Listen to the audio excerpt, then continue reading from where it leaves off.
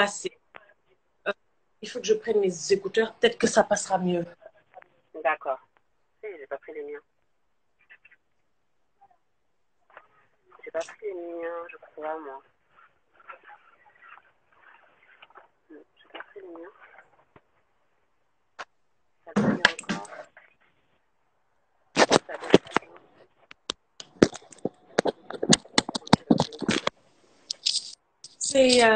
C'est les aléas du direct. On est vraiment, vraiment, vraiment Ouais. désolé. Est-ce que tu m'entends bien là? Voilà. En fait, on Voilà. l'entend, mais ça entrecoupe. Là, ça devrait être bon, normalement. Ouais, normalement, ça devrait être bon là. C'est ça. Donc voilà. Et c'était de mon devoir aussi Mhm. d'informer tous ces jeunes acteurs et artistes à qui j'inspire, leur expliquer comment ça se passe dans ce milieu. Ouais. C'est vrai, si vous avez un don, c'est bien, mais si vous n'êtes pas structuré, vous risquez de ne rien gagner dans ce métier. Sachant que l'art en Afrique de l'Ouest, elle n'est pas valorisée, encore moins payée. Moi, chez moi, il y a plein d'acteurs qui ont fini mal à faire des SOS à l'âge de 70 ans. Et franchement, c'est des gens qui m'ont inspiré à faire ce que je fais aujourd'hui. Et si je n'y vois pas mon pain, autant me retirer. C'est ça. Non, mais je Voilà. comprends. Même en Côte d'Ivoire, il y a plein d'artistes comme ça qui ont été malades et on se rend compte qu'en fait, ils sont pas bien payés alors que normalement, quand on les voit à la télé, on se dit qu'ils sont payés, mais enfin, soit ils sont pas bien payés, enfin, il y a toujours quelque chose qui est pas bien. Donc oui, moi, je commence Ce que à les gens compris ne dans l'art. savent pas, c'est que être acteur demande beaucoup de sacrifices et d'énormes risques. Parce que quand tu es en tournage toute la semaine et que tu es sur les feux des projecteurs, ces rayons ultraviolets, tous ces ondes qui te touchent, c'est des maladies que tu peux avoir à tes 50 ans, 60 ans, c'est des cancers de la peau,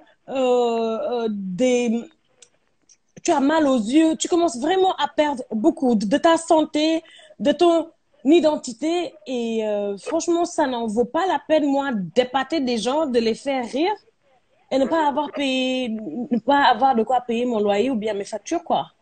C'est ça, oui. Ben, tout travail mérite salaire, en fait. C'est ça, en fait, le truc. On me dit souvent, oui, ne te compare pas aux Américains, mais je ne me compare même pas aux Américains, je me compare juste aux acteurs de Nollywood, de South Africa, de l'Égypte, du Maroc. Euh, L'Égypte, par exemple, a une très grande maison de cinéma depuis le noir et blanc. D'accord. En Afrique du Sud, aujourd'hui, les acteurs vivent de leur art.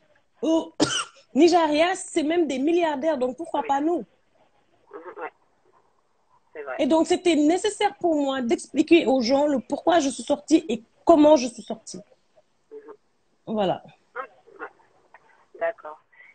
Et du coup, est-ce que quand tu as fait l'épisode, le premier épisode, est-ce que tu as eu des retours positifs de la part de tes collègues acteurs ou est-ce que tu as eu plutôt des critiques?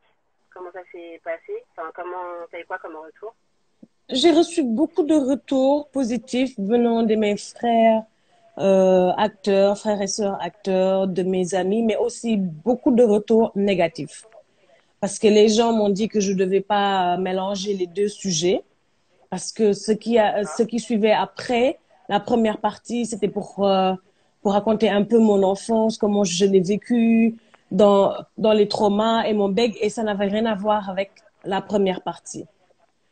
Ouais. Et c'était vraiment des commentaires négatifs. Les gens m'ont traité d'ingrat, d'autres m'ont insulté. J'ai reçu des messages négatifs sur mes DM, que ce soit sur Snapchat, Instagram, TikTok, partout.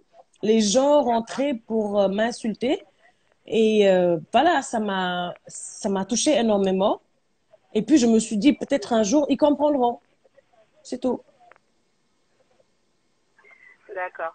Et du coup, concernant tout ce qui est trauma, tout ça, est-ce que là, du coup, là, tu vas beaucoup mieux maintenant aujourd'hui? Comment tu te sens dans ta vie maintenant? Enfin, là, en tout cas, Je vais aujourd'hui. beaucoup Ah, mieux. Je vais beaucoup mieux. Je vais extrêmement bien. Je suis un programme ici à Abidjan. Comme je vous l'ai dit, je suis signée dans une boîte de production qui me développe en tant qu'artiste. J'ai droit à une carte assurance, je me soigne, je fais du sport, j'apprends, je suis inscrite dans une école de théâtre, je prends des cours de danse aussi, je fais beaucoup de sport. Tout ça, c'est des choses que je ne partage pas avec les gens parce que Ouais, je partage pas toute ma vie, ouais. mais je travaille beaucoup dans l'ombre pour mes prochains productions, Projet. Ok. pour mes prochains projets. D'accord. Et du coup, le prochain projet, ça concerne aussi, tu sais, la pub que vous aviez faite pour recruter des Sénégalais en Côte d'Ivoire, ça concerne aussi ça, c'est les prochains projets qui arrivent. Oui, oui, oui. Nous avons tourné un court-métrage qui s'appelle Turn on Trip 1, parce D'accord. qu'il y aura le 2. Et ça, c'est vraiment un... Je ne peux pas en parler, mais je vous demande juste d'être en ligne. Quand je vais balancer ça, tout le monde va comprendre énormément de choses sur la culture africaine, sur le métissage, sur... Voilà, je me tais. D'accord. Que tu avais dit qu'il y a des personnes qui t'avaient envoyé des messages par rapport à leur vécu. Est-ce que tu as pu les aider? Est-ce qu'il y en a avec qui tu gardes contact ou tu as pu les envoyer vers des professionnels ou Ouais. en tout cas Il y en les a, il y en a avec qui je suis en contact et d'autres, je les ai juste dirigés vers les spécialistes. D'où l'intérêt, j'avais fait un post pour mettre le contact de tous les spécialistes qui m'ont aidé, psychologues, psychiatrie.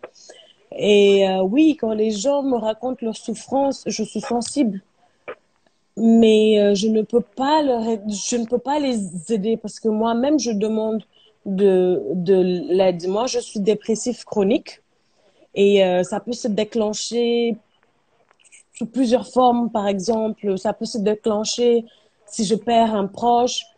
La dernière fois, par exemple, quand on m'a annoncé le décès de mon ami Abbas, ça m'a touchée émotionnellement et j'en ai souffert 3 jours. 3 jours où je ne pouvais pas parler aux gens, où j'étais encore sous le choc. Et D'accord. malheureusement, quand on est dépressif chronique, beaucoup de choses peuvent réveiller ça. Et donc, je fais attention. Donc, quand les gens me racontent leurs problèmes, souvent, je les envoie directement chez un spécialiste et je leur dis carrément que je ne peux rien faire pour eux. D'accord. Parce que c'est très sensible de dire à une personne, fais ça, fais ça, fais ça. Il y a des gens qui se Mm. sont confiés à des gens sur les réseaux et on les a poussés au suicide. Ah ouais. Oui, Ouais, bah, oui. Il y a un gars qui a poussé aux États-Unis sa petite amie au suicide. La meuf lui disait tout le temps qu'elle allait pas bien, qu'elle était en trauma, qu'elle avait des problèmes avec sa mère, qu'elle a essayé de se suicider plusieurs fois, ça n'a pas marché. Et le gars lui a conseillé de prendre, j'ai pas envie de dire le nom de ce ouais, du médicament pour ne médicament. pas Ouais. Mm. inciter à justement ça. Mais la femme a pris 3 paquets et elle est morte. Et c'est sur les conversations WhatsApp qu'ils ont vu que c'est le gars qui l'a poussé au suicide. Donc c'est très sensible de parler à des gens qui sont en dépression. C'est pour ça que moi, je les envoie directement chez un spécialiste. D'accord. Ok. Ensuite, concernant le deuxième épisode, pourquoi tu as choisi de parler d'éducation? Et oui, pourquoi tu as choisi de parler d'éducation et pourquoi tu as choisi le livre de Mariam Abba? Pourquoi ce livre?